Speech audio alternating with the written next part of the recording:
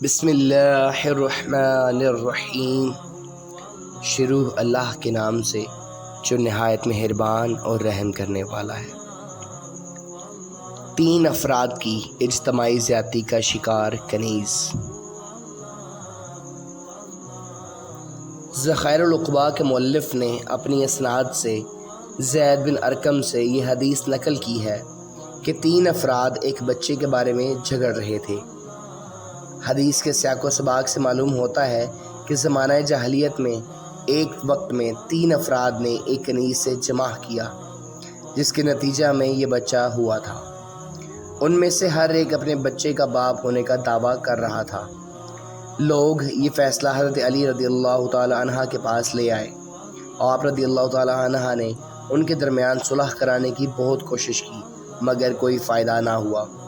آپ رضی اللہ تعالی عنہ نے فرمایا، اب میں ہر ایک کے نام پر قرعہ ڈالتا ہوں، جس کے نام پر قرعہ نکلے گا بچہ اسی کا ہوگا، کیونکہ تم ایک دوسرے کے مخالف ہو۔ حضرت علی رضی اللہ تعالی عنہ نے لڑکے کے نام کا قرعہ ڈالا، جس کے نام کے ساتھ لڑکے کا نام نکلا اسی کا بیٹا قرار دیا، اور لڑکے کو غلام فرض کیا اور اس کی قیمت لگائی، اور 2/3 قیمت اس کی دوسرے 2 افراد سے لی۔